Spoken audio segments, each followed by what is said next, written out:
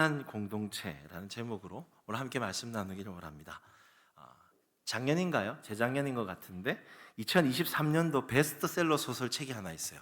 여러분이 문학가인지 아닌지 제가 테스트해 볼 기회인데 유명한 소설이었는데요. 불편한 편의점이라는 책이 있었습니다. 예, 사진 하나 띄워주시겠어요? 보신 분 있으면 손만 들어주십시오. 네, 역시 문학. 예, 역시 선생님들이세요. 네. 예. 불편한 편의점, 꼭 기회 되시면 한번 읽어보십시오. 제가 오늘 스포 좀 하겠습니다. 예, 참 재밌어요. 근데 제목부터가 이상해요. 편의점. 이 편의점이라고 하면 사람들이 가장 편리하고 편한 곳이어야만 하는데 불편한이라는 단어가 왜 붙었을까요? 책 소개가 조금 들어갑니다. 내용을 보시면 이 편의점이 불편한 이유는 이 편의점을 운영한 알바생이 노숙자 출신입니다. 한 노숙자, 독거라는 한 노숙자가 우연히 이 편의점 주인의 지갑을 주우면서 야간 알바를 시작합니다. 한번 그냥 상상만 해보세요. 노숙자면 외모 행동 조금 이렇게 깨끗하지 못할 수도 있고 좀 느릴 수도 있겠죠. 그런 분이 이제 알바를 한다고 한번 생각해 보세요. 들어오시는 분들이 좀 불편할 수는 있겠죠. 그런데 내용을 보시면 굉장히 성실한 사람입니다. 그런데 이 편의점을 이용하는 분들을 더 불편하게 했던 중요한 이유가 하나가 있는데요. 그것이 무엇이었냐면 재밌습니다. 이 독거라는 알바생이 이 편의점에 온 사람들을 기억하는 겁니다. 그 사람들이 무엇을 사갔는지, 무엇을 필요로 하는지를 생각하고 대처하고 요구를 들어주는 것이죠. 예를 들면 이런 것입니다. 우리 재원자매가 바나나 킥을 굉장히 좋아해요. 편의점에서 바나나 킥을 샀어요. 근데 이 독거가 아는 겁니다. 저기요 자매님, 바나나 킥 1+1이에요. 하나 더 가져가세요. 얘기하는 거예요. 그럼 재원자매가 생각하는 겁니다. 내가 바나나 킥 좋아하는 거 어떻게 알았지? 기분이 불편하지만 또 한편으로는 좋은 거예요. 이런 방식입니다. 예를 들어서 어떠한 비즈니스맨이 나오는데 이 직장인이 가정에서 직장에서 너무 일만 하다가 막 열정적으로 살아가다가 이제 왕따를 당해요. 이 편의점에 오면 맨날 깡소주만 먹어요. 근데 이 독고가 그걸 아는 겁니다. 너무 깡소주만 드시지 마세요. 도시락도 좀 드세요. 그리고요, 깡소주 너무 많이 마시면 속 벼려요. 옥수수 수염차 한 장 쑥 드시면요, 속이 후련해져요. 그럼 이 비즈니스맨이 생각하는 겁니다. 내가 깡소주 좋아하는 거 어떻게 알았지? 왜 나에게 자꾸 도시락을 주지? 그런데 처음에는 불편하지만 그 사람의 따뜻한 관심, 챙겨주는 공감하는 마음, 그리고 대화도 해줘요. 그렇게 하면서 점점 이 편의점에 오는 사람들이 바뀌기 시작하는 겁니다. 책의 포인트는 이겁니다. 내가 원하는 것만 사고 내가 필요한 것만 몰래 사서 나가고 싶은 이 편의점이 자꾸 말을 걸어주고 필요한 물건을 건네주고 내 일상의 삶을 물어봐주는 이 한 사람의 불편한 따뜻함을 통해서 편의점이 차갑지 않은 곳이 되고 이 편의점에 들어오는 사람들이 회복이 일어나고 공감을 하게 되고 치유가 일어난다라는 내용입니다. 이 정도 스포하시면 보고 싶어지겠죠? 네, 재밌겠죠? 네, 책 많이 읽으세요. 재밌어요. 이 소설을 보면서 그런 생각이 들었습니다. 이 불편한 편의점이 교회 같다라는 생각이 들었어요. 교회가 그래요? 불편한데 무언가 가고 싶어져요. 불편한데 좀 가면 왠지 관심과 따뜻함이 있어요. 그리고 불편한데 그 교회 안에 있으면 이상하게 사람이 변하고 회복이 일어나고 치유가 일어난다라는 것입니다. 교회가 그런 것이죠. 여러분, 오늘 우리가 읽은 이 본문의 내용을 보시면 불편한 편의점이 아니라 불편한 공동체가 나옵니다. 우리가 본문을 읽었지만 한 번 더 우리 보시겠습니다. 41절, 42절 다시 한번 띄워주시겠어요? 저 꺽쇠가 제가 항상 하는 건 중요한 겁니다. 같이 읽어볼게요. 시작. 그 말을 받은 사람들은 침례를 받음에 이날의 신도의 수가 3,000이나 더하더라. 42절 같이 시작. 그들이 사도의 가르침을 받아 서로 교제하고 떡을 떼며 오로지 기도하기를 힘쓰니라. 여러분, 이 구절은 여러분 너무 많이 들으셨을 거예요. 처음 교회의 모습, 초대교회 공동체의 모습입니다. 교회가 무엇인지, 교회가 가져야 할 본질이 무엇인지 알려주고 있어요. 그런데 42절을 한번 계속 띄워주시겠습니까? 이 본질들을 보시면 우리를 다 어떻게 보면 불편하게 하는 것들이에요. 41절 띄워주시겠습니까? 여러분, 이 사도행전 2장은 어떤 흐름 가운데 있냐면요, 베드로가 앞에서 설교를 했어요. 2장의 설교가 쫙 나옵니다. 그 설교가 너무 은혜스러웠어요. 그래서 41절에 보시면 그 말을 받은 사람들은 그 말씀을 듣고 은혜 받고 3,000명이 회개합니다. 설교가 너무 좋아서 사람들이 은혜를 받았어요. 여러분, 설교 은혜 받으면 됐잖아요. 회개했으면 됐잖아요. 그럼 집에 가면 되는 거 아닙니까? 그럼 예배 끝난 거 아닙니까? 근데 여러분, 42절 넘겨주십시오. 이 설교 이후로도 끝이 아니에요. 무언가 불편한 모임들이 계속 있다라는 것입니다. 저기 보시면 사도들의 가르침을 받아 뭡니까? 예수님에 대한 가르침, 양육입니다. 예수님에 대해 배우는 거예요. 설교 끝났는데 목사님이 와서 새가족 교육 좀 받아보라고, 제자반 좀 받아보라고, 성경 묵상도 좀 배워보라고 자꾸 내 마음을 불편하게 합니다. 아닙니까? 또 이어지면 또 있어요. 서로 교제하고 떡을 떼며 뭡니까? 그냥 집에 가고 싶은데 순모임 하자고 그래요. 너무 싫어, 순모임.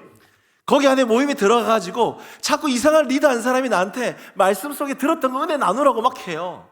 그리고 한 주가 어떻게 살았는지 막 질문해요. 근데 그 모임 안에 내가 불편한 사람, 좀 안 맞는 사람이 있으면 그 모임은 더 불편하겠죠. 이렇게 주일날 딱 끝났으면 좋겠는데 그 뒤에 뭔가 또 더 있어요. 떡을 떼며 기도하기를 힘쓰니라. 주일날 만났으면 됐잖아요. 주중에 목사님한테 전화가 옵니다. 규진아, 같이 신방하자, 밥 먹자, 차 마시자. 그리고 회장님에게 전화 옵니다. 금요일날 기도회가 있는데요, 금요 기도해 오십시오. 엎드린 기도해 오십시오. 여러분, 불편한 공동체 아닙니까? 여러분, 솔직하게 생각해 보면 교회 안에 참 불편한 것들이 많이 있습니다.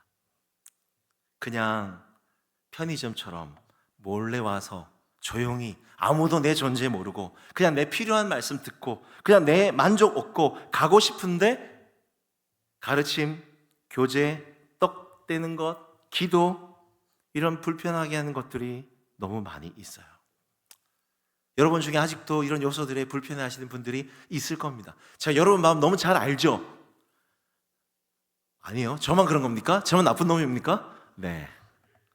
그런데 우리가 중요한 질문을 해야 합니다. 교회 안에 우리를 불편하게 하는 이 본질들이 왜 중요한가? 왜 우리는 교회에서 불편해야 하는가? 이유는 하나입니다. 저를 한번 따라합니다. 교회의 주인은 내가 아니라 예수님이기 때문입니다.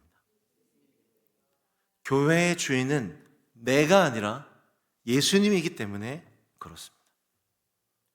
만약에 내가 편하고 내가 다니기 좋고 내가 듣고 싶은 말씀, 내 만족, 내 필요한 얻고 왔다 간다면 여러분, 그건 교회가 아닙니다. 편의점이에요. 그건 내가 주인인 거예요. 나한테 맞춰져 있는 신앙생활인 거죠. 사람에게는요, 무서운 게 하나가 있는데 죄의 습성입니다. 이 죄가 모든 초점을 나에게 맞춰져 있어요. 내가 편안해야 되고 내가 좋아야 되고 내 감정, 내 생각, 내 계획, 이게 죄예요. 죄의 본성은요, 하나님을 무시하는 겁니다. 다 나에게 맺혀져 있는 것이죠. 나 중심의 세계관, 가치관으로 살아가는 것입니다. 그러나 여러분, 교회는 그런 것이 아닙니다. 교회의 주인은요, 예수님이세요. 예수님의 말씀을 들어야 되고 예수님의 말씀의 가르침을 배워야 하고 예수님에 대한 삶을 살아내야 하고 순종해야 하고 예수님의 복음을 전하는 곳이 바로 교회인 것입니다. 불편하지만 이 중요한 본질들을 통해서 죄성을 가진 내가 자꾸 이 불편함을 통해서 나 중심의 시선에서 나밖에 모르는 자기 중심성에서 점점 내 주위에 있는 이웃들, 친구들, 하나님을 향하게 해야 하는 것이죠. 거룩한 불편함이 우리를 변화시키고 거룩한 불편함이 저와 여러분을 예수님 닮아가게 하는 것입니다. 실제로 돌아보면 저부터가 그래요. 월요일부터 토요일 날 일상의 삶의 메시지들을 한번 보면 이거 다 보면 세상의 메시지들은요 전부 나 자신을 위한 겁니다. 다른 사람 눈치 보고 살지 마. 너 손해 보지 마. 너 네가 하고 싶은 거 해. 네 감정이 중요해. 네 행복만을 위해 살아가.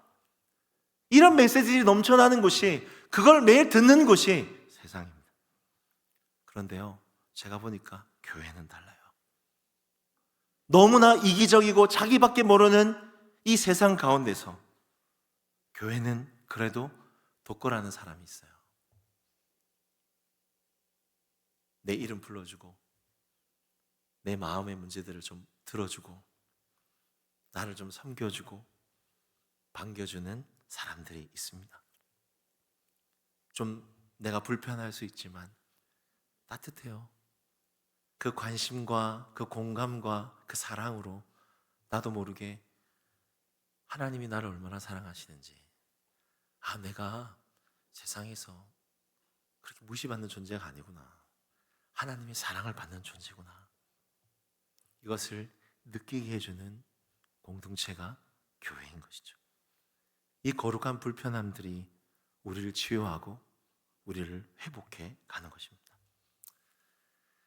제가 청년부를 과거에 오래 사역을 하면서 한 가지 딱 확신한 것이 하나 있습니다. 제가 사역을 하면서 스스로 이제 청년들을 이렇게 보면서 깨닫는 거죠. 뭐냐면 설교로 결코 사람이 바뀌지 않는다라는 것입니다. 물론 저 설교 열심히 준비합니다. 근데 설교가 사람을 바꾸지 못해요. 제가 알아요. 설교로 사람이 바뀌었다면 우리 벌써 다 바뀌어야 돼요. 동기부여는 가능합니다. 하나님의 메시지 자체가 우리 영혼을 깨우고 어떤 터닝 포인트를 만들 수는 있어요. 시작점을 만들어줄 수 있는데요, 그 사람을 예수님을 닮아가도록 이기적인 존재에서 이타적인 사람이 되도록 하지는 못합니다. 그래서 하나님이 만드신 중요한 공동체가 뭐죠? 교회입니다. 교회. 두세 사람이 있는 이 공동체 안에서 예수님에 대한 말씀을 함께 듣고 자기 안에 남들에게 말하지 못하는 어두운 내 내면의 문제들을 같이 함께 고백하고 기도하고 격려하고 위로하면서 그 사람이 이 치열한 세상 속에서 예수님을 닮아가는 거예요. 변화가 일어나는 것입니다. 여러분, 제가 좀 강조하는 게 있는데요, 공동체를 소중히 여기십시오. 공동체를 소중히 여기십시오. 예배를 준비하는 것, 찬양하고 연주하는 것 중요하지만요, 거기만 하고 가지 마세요.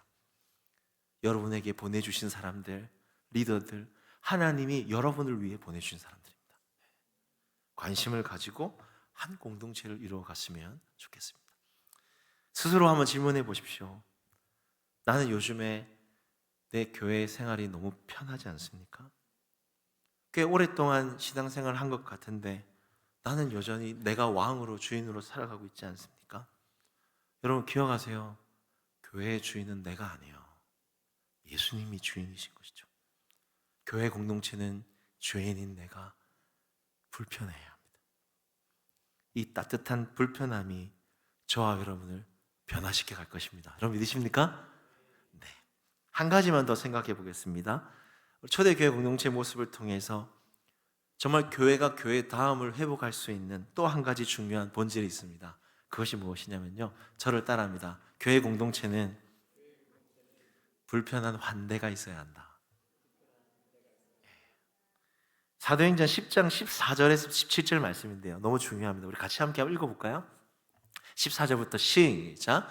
베드로가 이르되 주여 그럴 수 없나이다. 속되고 깨끗하지 아니한 것을 내가 결코 먹지 아니하였나이다 한데, 또 두 번째 소리가 있으되 하나님께서 깨끗하게 하신 것을 네가 속되다 하지 말라 하더라. 이런 일이 3번 있은 후 그릇이 곧 하늘로 올라져 가니라. 베드로가 본 바 환상이 무슨 뜻인지 속으로 의아해 하더니 마침 고넬료가 보낸 사람들이 시몬의 집을 찾아 문 밖에 서서, 17절을 그대로 띄워주십시오. 여러분, 사도행전 10장은요 사도행전 안에서 굉장히 중요한 전환점이 되는 장입니다. 10장 앞에서는요 유대인들 중심의 공동체였어요. 우리의 모임, 우리 공동체가 굉장히 중요했습니다. 근데 이 10장을 기점으로 유대인들이 이방인에게 처음 복음을 전하는 중요한 시작점입니다. 그런데 이 10장 안에 어떤 사건이 기록되어져 있냐면요, 베드로가 지붕 위에서 기도하고 있습니다.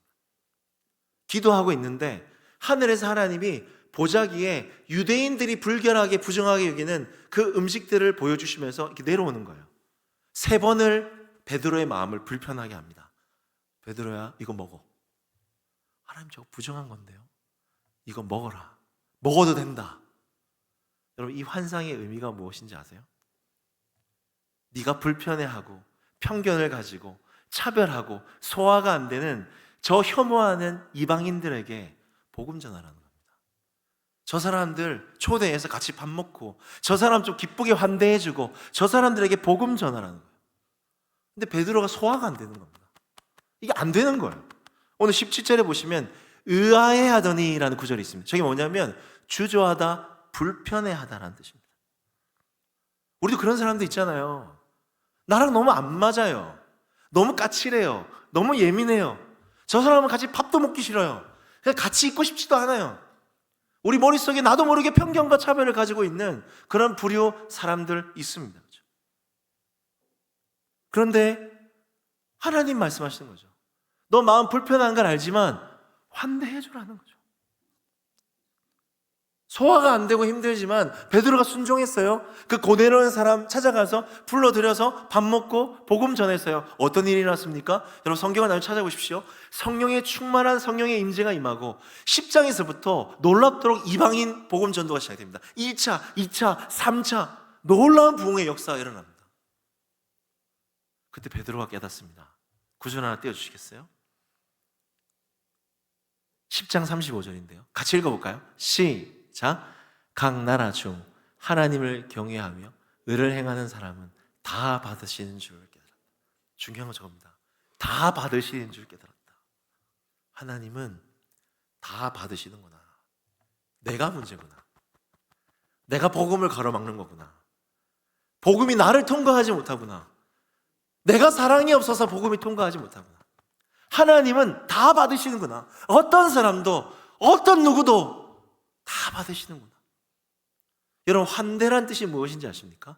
이 환대란 말은 성경의 환자는 기뻐할 웰컴입니다. 환영해 주는 거예요. 우리 하람타임 했던 거 똑같아요.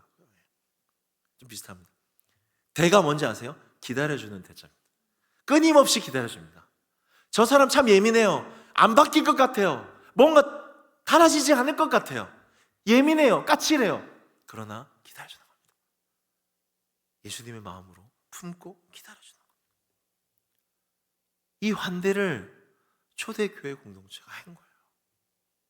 사도행전 2장 46절에 이런 구절이 있습니다. 날마다 마음을 같이하여 성전에 모이기를 힘쓰고 집에서 떡을 떼며 기쁨과 순전한 마음으로 음식을 먹고. 여러분, 이 구절이 환대에 대한 구절인데요, 단순히 그냥 너와 나 밥 먹었다 이런 얘기 아닙니다. 여러분, 밥을 먹었다는 것은 어떤 의미냐면 물질도 가지만 마음을 들여다보는 겁니다.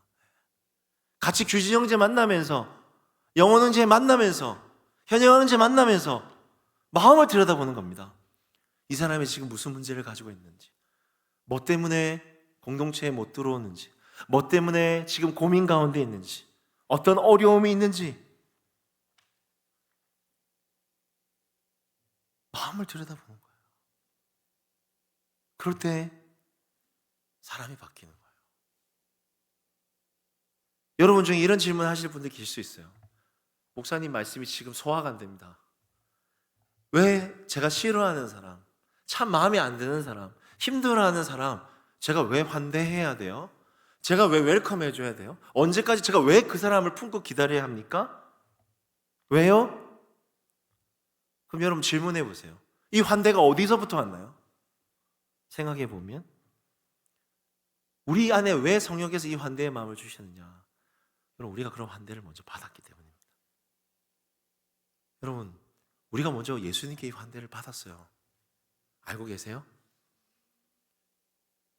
교회에 왔을 때 우리 회장님, 임원단들 어서 오세요 해주시지만은 더 중요한 거는 여러분, 우리 예수님이 여러분 끊임없이 환대해주고 계세요.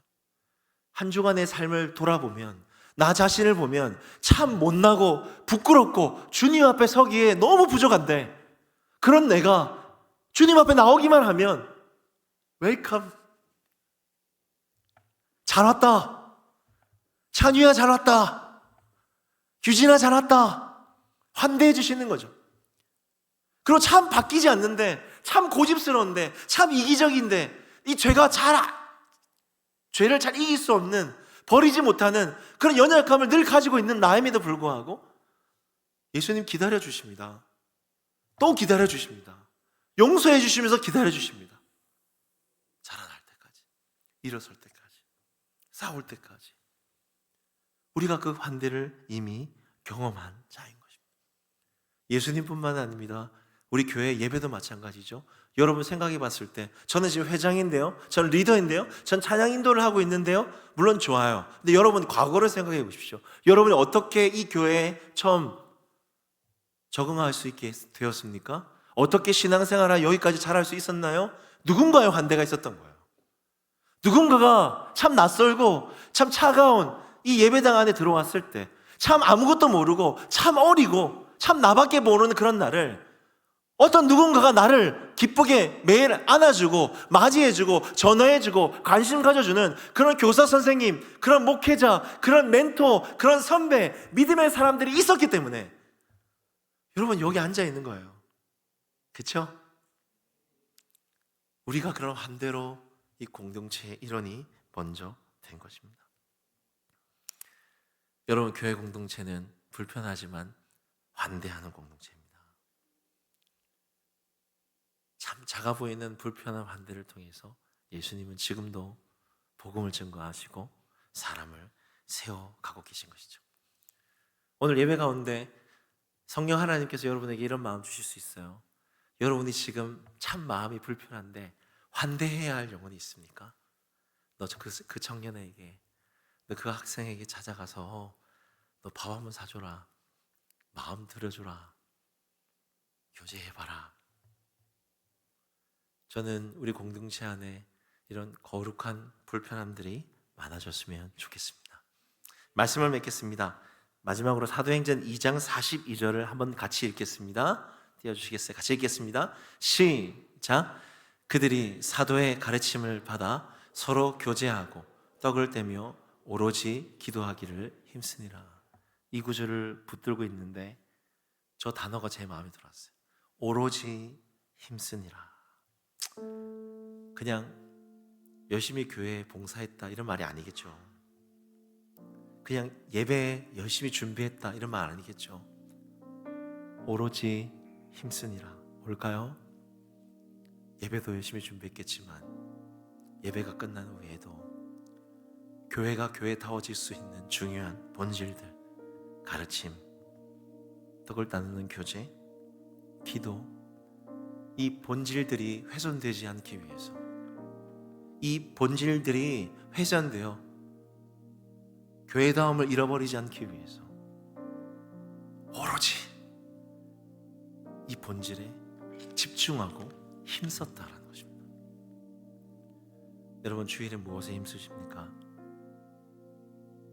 여러분은 교회다워지고 계십니까?